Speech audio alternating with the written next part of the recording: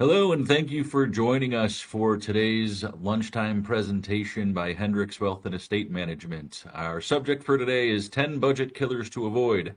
I am joined by my colleague Dan Leitner, and he and I will be presenting to you today on the subject of trying to avoid different budget killers. Um, I'll be speaking as the host today. My name is Sean Hendricks. I am a financial advisor and an attorney with Hendricks Wealth and Estate Management. I've got my law license back in 2009. I have both passed both the Series 7 and the Series 65 exams for financial advisory services. And I figured I'd say Happy Tax Day, everyone. Said nobody ever. But I hope you all got your taxes done and that you're enjoying getting that out of the way. For today's topic, each of the 10 budget killers that we're going to talk about today are all on this list, and I'm going to run through this real quick. We're going to talk about credit cards or high interest debt, not having an emergency fund, unused subscriptions, impulse purchases, lifestyle creep, daily splurges, lottery tickets and gambling, always needing new stuff, paying too much for convenience, and ignoring retirement. Those are the budget killers that we're going to talk about today. And I'm going to do a deeper dive on each one of those. So first on the list is probably the most common one that we like to talk about. It's credit cards and high interest debt. Now, I don't think I'm the first one to say this, but credit cards are evil. And for more reasons than you might think. Everybody understands and everybody knows that credit cards tend to charge ultra high interest, right? So when you put things on credit cards and you let the interest rack up on you, that causes a problem. But as a financial advisor, when I see someone who's constantly using credit cards and not paying them off right away, aside from the high interest, which is a super huge problem, it creates another problem, and this is the lesser known one.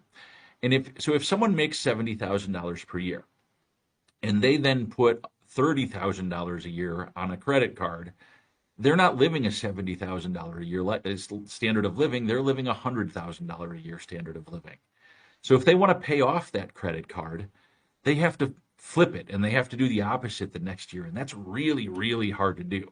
So if you take that same person who's making $70,000 a year and they want to pay off that $30,000 a year, they now have to accept living at a $40,000 standard of living, so that's a huge swing, right? Going from 100 to 40, and it feels impossible. So avoiding putting stuff on credit cards because of high interest is a big deal, but also not putting a lot of stuff on credit cards because it makes you, if you do it, it makes you live a standard of living that feels impossible. So credit cards are evil for those two reasons: high interest and the huge swings in standard of living that they cause. But in addition to just credit cards, which are high interest, I consider all high interest debt to be evil. Okay. And so when you're making a purchase and you're going to use debt to do it, think about it this way. Take the rate of the debt and imagine a store with a sign in the window that puts that percentage of the interest on the sign. That, today only everything costs 29% more. Well, nobody would ever go into that store, right? Nobody would ever buy stuff there. But that's exactly what you're doing when you use debt, and specifically high interest debt, to buy things. You're paying a premium above the actual cost of the item. So if you think about it that way, it might help to kind of eliminate that, the easy factor, right? The factor that says, oh, I can just buy this now and I'll worry about it later. Well, if you think about it like, hey, I'm paying a premium on the cost of this item, and you do that every time, it'll help you kind of hopefully break that cycle. The second thing, the second budget killer is not having an emergency fund. So if you have high interest debt, we want you to build up an emergency fund of $1,000 and then use everything at your disposal to attack that debt. If you've paid off your high interest debt, then we want you to have an emergency fund that would cover 3 to 6 months worth of necessary living expenses. So your emergency fund it has two purposes. One is it's like insurance against a job loss, right? So if you were to lose your job, you'd be able to live without having to go into debt by living off of your emergency fund.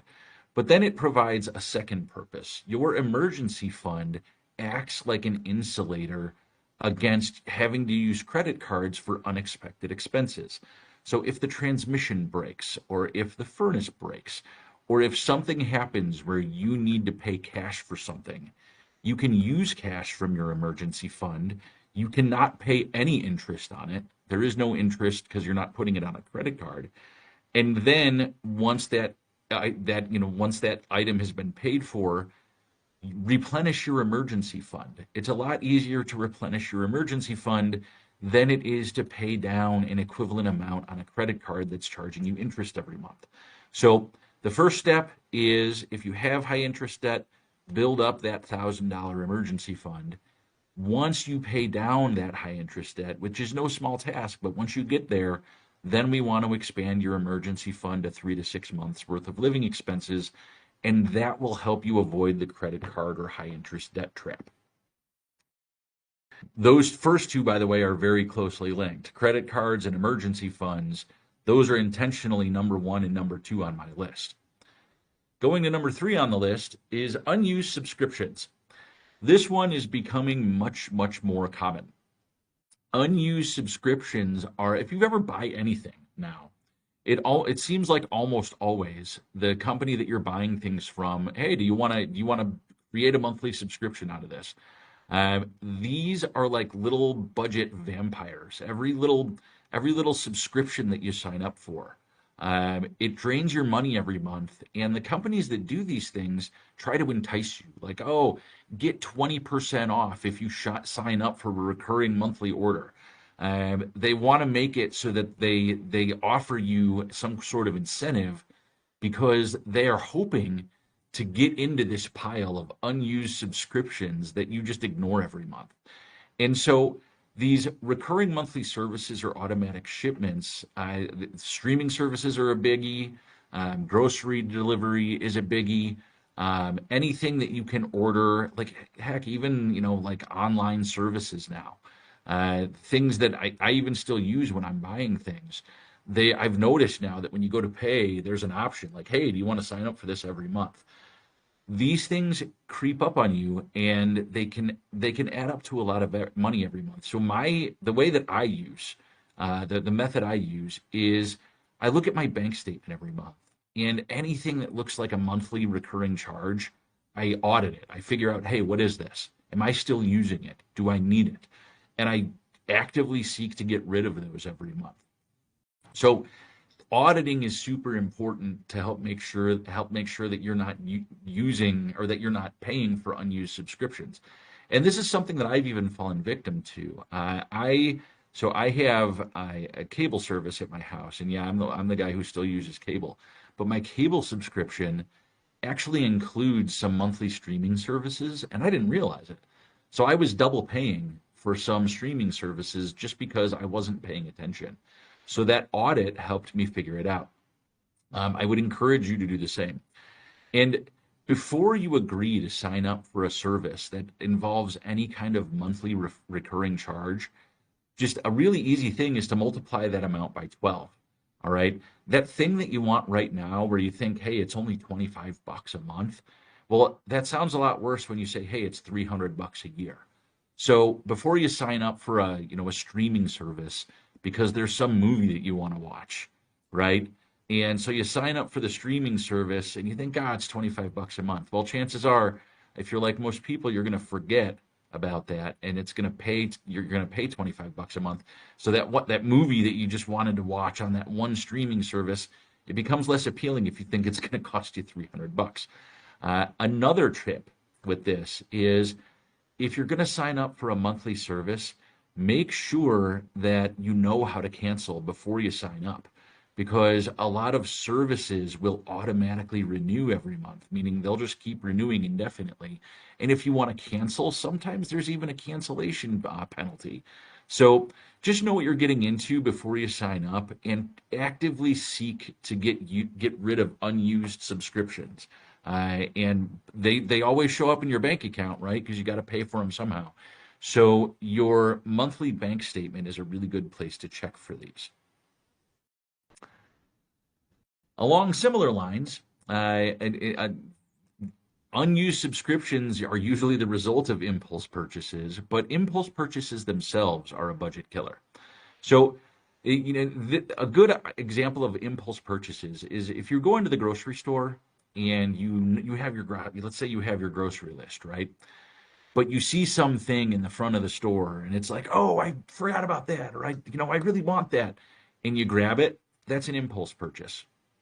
So, a good way to defeat impulse purchases is to plan what you need to buy in advance and stick to your list, right?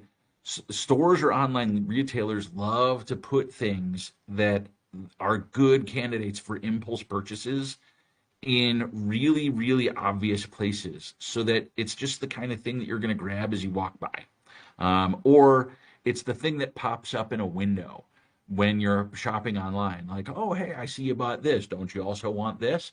And so don't fall for those things. Impulse purchases can really stack up on you. And chances are, if you didn't think that you needed it in advance, you probably don't really need it. So the pro tip with impulse purchases or how to avoid it is what I call the 3-day rule. Meaning, if you're going to buy something or if you're in a store and you're going to buy something that's off your list, wait 3 days or wait until the next time you're back at the store or you're back online. Because if you don't still need it after 3 days, if you don't still need it, then chances are you didn't need it in the first place. But if you decide that you do still need it after 3 days, build it into your budget. Okay. If you're like most people, that thing that you saw in the store that you really wanted, the cookies or the junk food or whatever it is that you saw at the grocery store, or that thing that popped up when you were shopping online, chances are you didn't really need it. It was just some algorithm trying to show you something that you were likely to buy based on, what your purchase history. So don't fall for it. The 3-day rule can help you. The next item is what I like to call lifestyle creep. Okay?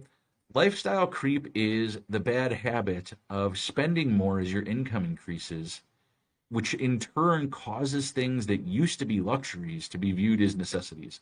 And the easy example here is if you used to drive an old, beat up Toyota and now you drive a Mercedes, you might be a victim of lifestyle creep. Okay? That old car that used to reliably get you to and from, that was what you could afford. And then when your income increased, you said, okay, now I need a new shiny car. Lifestyle creep is what happens when you earn more and therefore you spend more.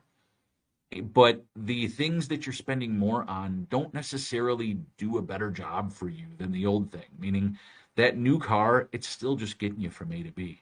It doesn't fly, it doesn't get you around traffic, it doesn't do anything more for you, but you justify it because the increase in earning allows you to do it. But from the point of view of a financial advisor, the real problem that I have is that when people earn more and then spend more, that causes an increase in their standard of living. But they don't turn around and make sure that they're proportionally sharing that increase in earning with their retirement. So they have this lifestyle that they had for a long time, and they were saving at a rate that would have covered that lifestyle. But now, as things move up, as their lifestyle increases, they're still trying to plan on retiring on their old standard of living, and that's a huge problem. And that's where a lot of people end up falling on their face in retirement. So, watch for lifestyle creep. Okay, if you are earning more, as you earn more, make sure that you are proportionally saving more to cover that increased lifestyle. And there's nothing wrong with feeling good about earning more and maybe doing some things to for yourself. But if you're not saving and you're spending, you're still living paycheck to paycheck even though you're earning more, that's a problem, and you're living on that's a symptom of lifestyle creep. Item 6 on the list is you could listen to 1,000 different financial gurus and they'll all give a different form of this advice, but it's true. Okay. Daily splurges are budget killers. And I like to say that this is the kind of the financial version of death by a thousand cuts. It's not just necessarily one thing. It's the cumulative effect of lots of little decisions that kill your budget. And the joke is that the $9 Uber Grande Mocha Frappo Latte or whatever you want to call it that costs $9, right?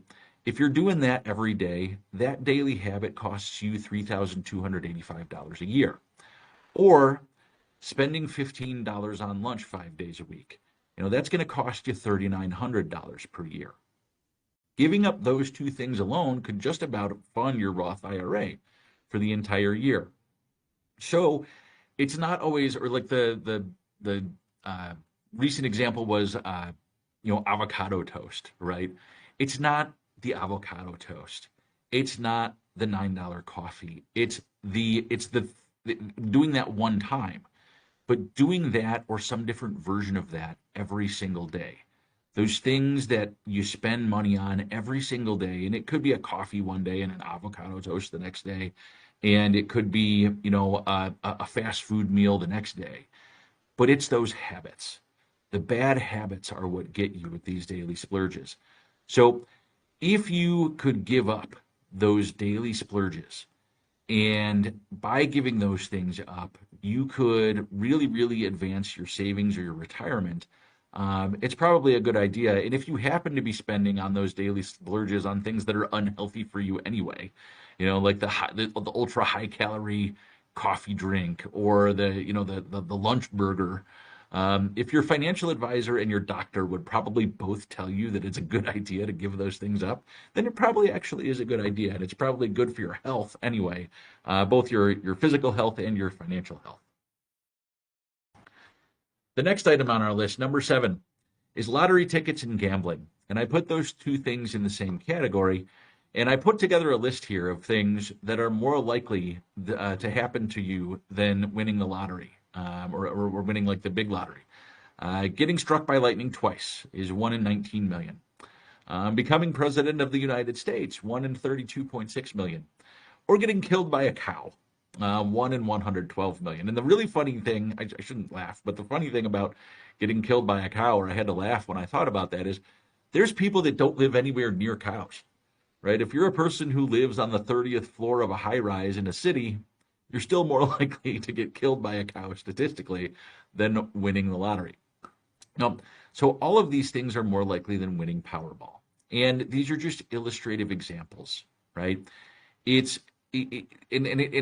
really comes down to a habit too. It's not the one time that you buy a ticket, right? But it's the fact that once you start doing these things more often than just once in a great, great while, they can add up to some real money. And proof of that is in 2023, U.S. gamblers lost $264 billion. All right. $264 billion is not a small amount of money.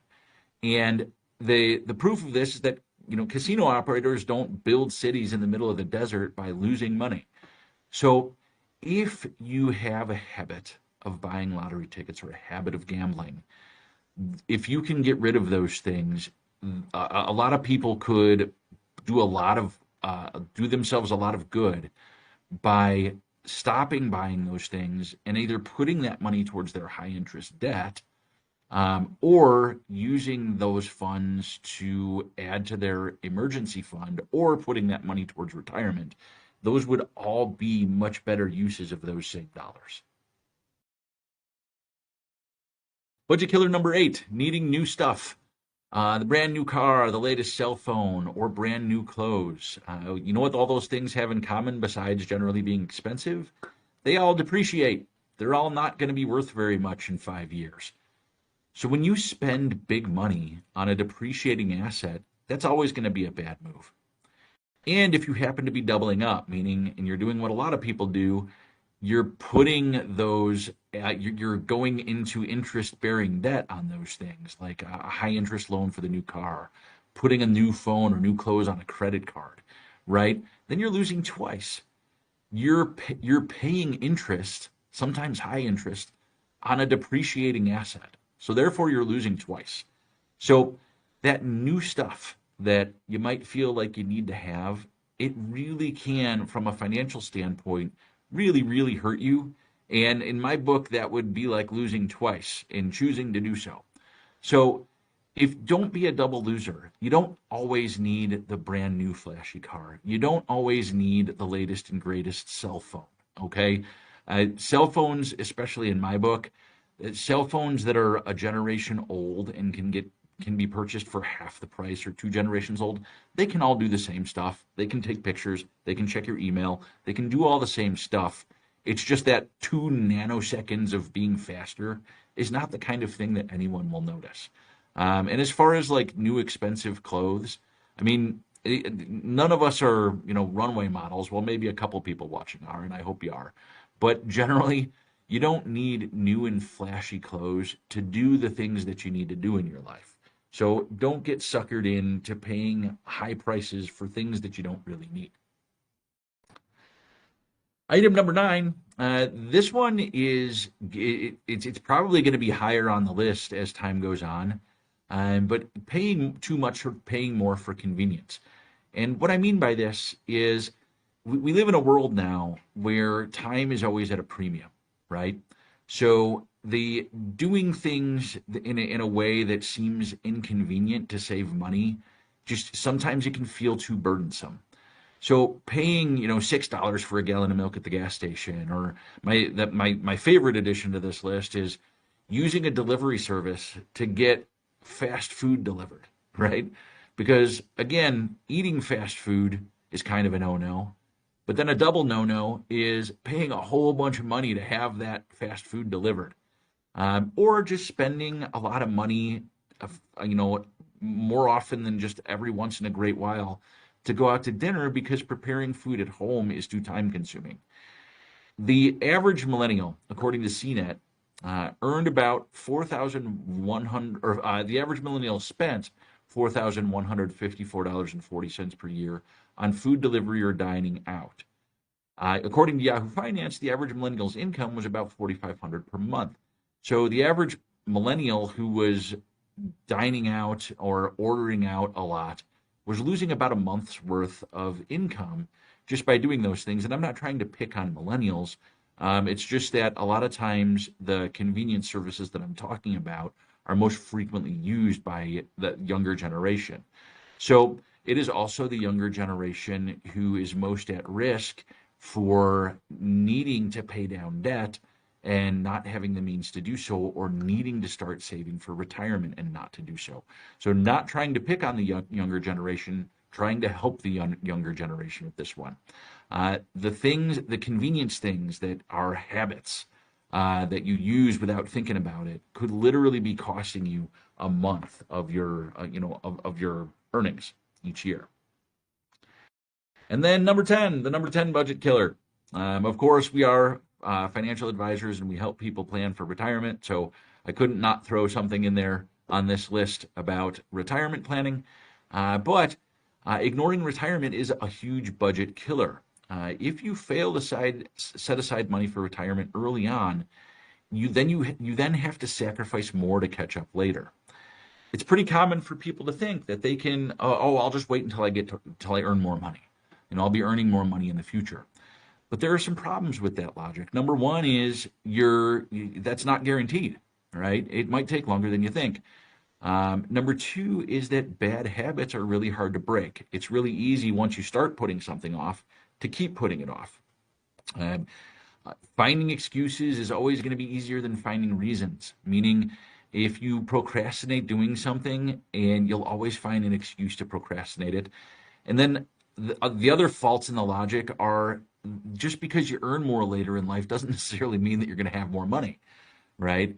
There are expensive things that happen later in life too. So having kids, saving up for college, things like inflation, those are always going to be potential issues that might make it just as hard later. So don't wait. Start now. Don't put yourself behind and put yourself in a position where you have to make even bigger sacrifices down the road. because that can be a huge budget killer for you too. My advice would be make saving for retirement a need, automate it, and build it into your budget.